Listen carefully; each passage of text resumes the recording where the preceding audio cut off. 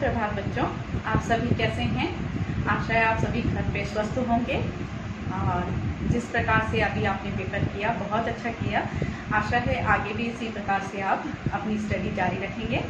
तो बच्चों, अभी तक हम लोगों ने साहित्य में पाठ 1 ऐसे से और साथ ही हाथ बढ़ाना, ये 2 पाठ पढ़े हैं और आपने प्रश्नोत्तर और सब बहुत अच्छे से किया। आगे आज हम जो पाठ स्टार्ट करेंगे, जो आज का हमारा अध्याय है, वह है पाठ 2 कबीर के दोहे। तो आज हम शुरू करेंगे पाठ 2 कबीर के दोहे।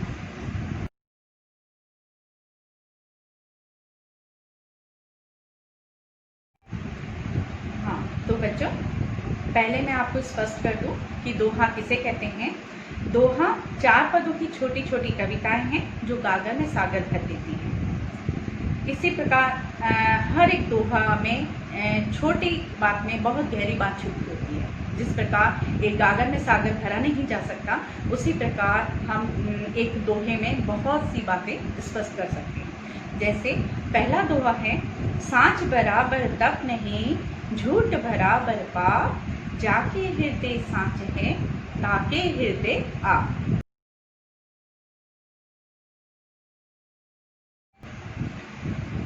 इस पहले पद में कबीरदास जी कहना चाहते हैं कि सत्य, सांच मतलब सच, सत्य के बराबर कोई भी तप नहीं। जब हम सत्य बोलते हैं तो शत्रु भी हमारे मित्र बन जाते हैं। सच्ची बात हर किसी को पसंद आती है और जब हम झूठ बोलते हैं तो सामने वाला बहुत जल्दी क्रोधित हो जाता है, रुष्ट हो जाता है। तो इसलिए हमें हमेशा सत्य बोलना चाहिए, झूठ नहीं बोलना चाहिए। जाके हृदय सांच हैं, ताके हृदय आप। कबीरदास जी कहते हैं कि जिसके हृदय में सांच होता है, सत्य होता है, सच होती है, उसके हृदय में स्वयं ईश्वर निवास करते हैं। दूसरे दोहे में कबीरदास जी कहना चाहते हैं, बोली एक अमोल है, जो कोई बोले जानी, ये तराजू तोल के तब मुख बाहर आनी। अर्थात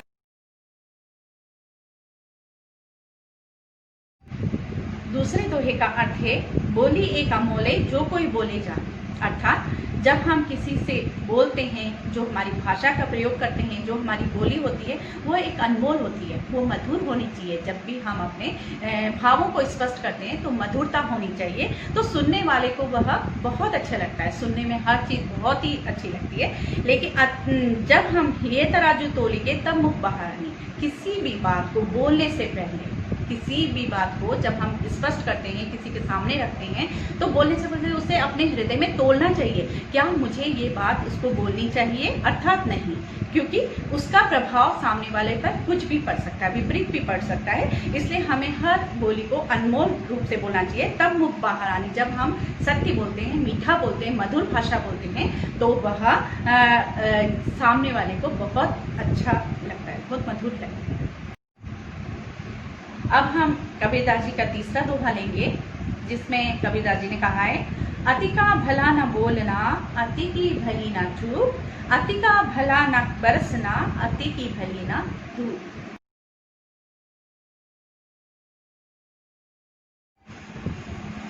तीसरे दोहे में कबीरदास जी कहना चाहते हैं कि अति का भला न बोलना। किसी भी चीज की अति अच्छी नहीं होती है, चाहे वो हमारे ज़्यादा बोलने की अति है, ज़्यादा खाने की अति है, या ज़्यादा सोने की अति है। किसी भी चीज़ की अति अच्छी नहीं होती। अति का भला न बोलना, जब हम ज़्यादा बोलते हैं तो वो भी अच्छा नहीं। अति की भली चुप, और ज़्यादा चुप रहना भी अच्छा नहीं होता। अति का भला न बरसना, अति की भली न धूप। ठीक है, अति का भला न बरसना, जब बहुत ज़्यादा पानी बरसता है, बहुत अति बारिश होती है, बेहिसाब वर्षा होती है, तो क्या होता है, बाढ़ आ जाती है, नुकसान होता है घरों का, फसलों का, हर चीज का।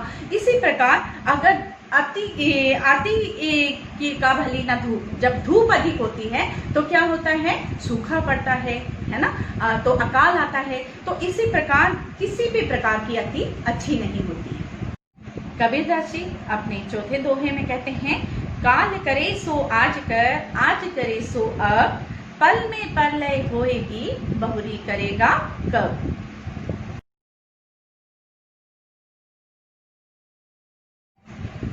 इस चौथे दोहे में कबीरदास जी कहना चाहते हैं कि काल करे सो आज कर।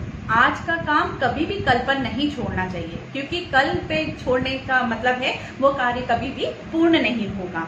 इसलिए कबीरदास जी कहते हैं काल करे सो आज कर। जो कार्य आपको कल करना है तो वो आज ही कर लेना चाहिए। इससे क्या होता है, समय की बचत होती है, समय नियोजन होता है। पल में प्रलय होएगी बहुरी करेगा कब। अब आगे कबीरदास जी कहते हैं कि पल पल में प्रलय होगी। पल पल समय क्या हो रहा है, बदल रहा है। ठीक है, कल हो सकता है हम अस्वस्थ हो जाएं। अगर हम अस्वस्थ हो जाएं तो हम कार्य नहीं कर सकते। किसी प्रकार का जो कार्य हम टाल रहे हैं वो कार्य कंप्लीट नहीं होगा, पूर्ण नहीं होगा। इसी प्रकार बहुरी वो समय कब आएगा, वो समय फिर नहीं आ सकता। इसलिए कबीरदास जी कहते हैं कि वो कार्य फिर कभी भी संपूर्ण नहीं कर सकते। कबीरदास जी अपने अगले दोहे में कहते हैं निंदक नियरे राखिए आंगन कुटी छवाए बिन पानी साबुन बिना निर्मल करे सुभाए। कबीरदास जी कहना चाहते हैं निंदक नियरे राखिए आंगन कुटी छवाए।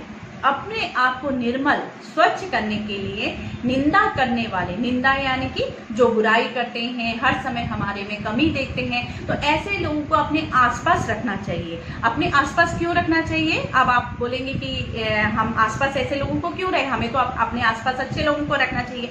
बल्कि आगे कबीरदास जी इसी चीज को समझाते हुए कहते हैं कि ऐसे लोगों को अपने पास रखने से क्या होगा, बिन पानी साबुन बिना निर्मल करे सुभाए। और बिना पानी और बिना साबुन के, यानी कि साबुन और पानी हम किसी चीज को स्वच्छ करने के लिए इस्तेमाल करते हैं, जैसे कपड़े धोने, बर्तन धोने के लिए, तो लेकिन ये तभी वो साफ होता है। तो जब निंदा करने वाले व्यक्ति को हम अपने साथ रखते हैं तो वो बिना साबुन और बिना पानी के ही हमारे अंदर की बुराई को हटा के हमारे अंदर अच्छाई भर देता है। क्योंकि जब वो हमारी निंदा करता है तो हम उस निंदा को, उस बुराई को दूर करने का प्रयत्न करते हैं और अपने अंदर एक अच्छाई लाते हैं।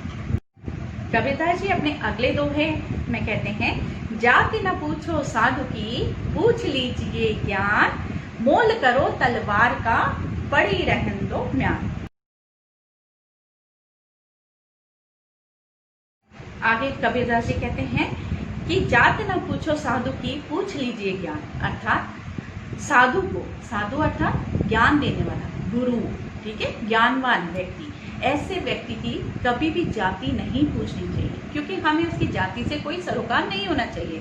हमें किससे होना चाहिए कि उसके, वो जो हमें ज्ञान दे रहा है उस ज्ञान को हमें ग्रहण करना है, उसके दिए हुए ज्ञान को ग्रहण करना, ना कि उसकी जाति से। उसकी जाति से हमें क्या लेना देना है ना, गुरु की जाति से हमें कुछ लेना देना नहीं, बल्कि उसके ज्ञान से हमें लेना देना है।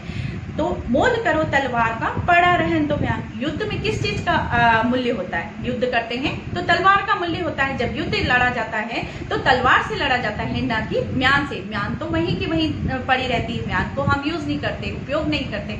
इसलिए किस चीज का मूल्य होता है? मूल्य होता है तलवार का। तो जिस चीज की हमें उपयोगिता है, जिस चीज का हमें मूल्य है, मोल है, उसी चीज का उपयोग हमें करना चाहिए, अन्यथा चीजों को पड़ा रहने देना चाहिए। तो बच्चों, अब हम आखिरी पड़ाव पे आ गए हैं। कबीरदास जी का अंतिम दोहा है तिनका कबहू न निंदिए जो पायंतर होए, कब होड़ी आखिन पड़े पीर घनेरी होए।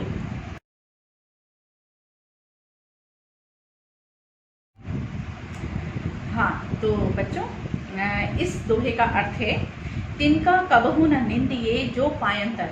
तिनका क्या होता है? एक छोटा सा कण, बिल्कुल छोटा सा कण।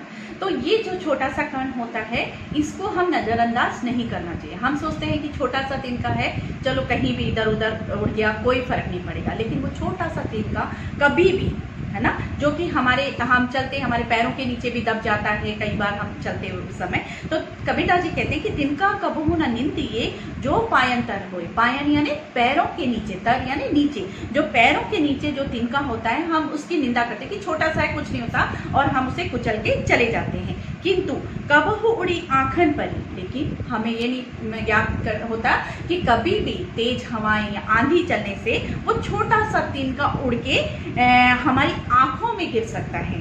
और जैसे ही वो छोटा सा, बिल्कुल छोटा सा तिनका हमारी आंख में गिरता है, तो उस छोटे से तिनके से इतनी पीड़ा होती है, असहनीय पीड़ा होती है, जो हम बर्दाश्त नहीं कर पाते हैं। तो यहाँ पे कबीरदास जी का कहने का मतलब है कि कोई भी छोटे से छोटा व्यक्ति भी है तो कभी भी उसका अपमान मत करो, उससे अपने से छोटा मत समझो, क्योंकि कभी भी वो छोटे से छोटी चीज भी अपना असली ढंग दिखा सकता है। ठीक है, तो बच्चों आशा है आपको आज की ये कबीर के दोहे सभी समझ में आए होंगे, अच्छे से समझ में आए होंगे।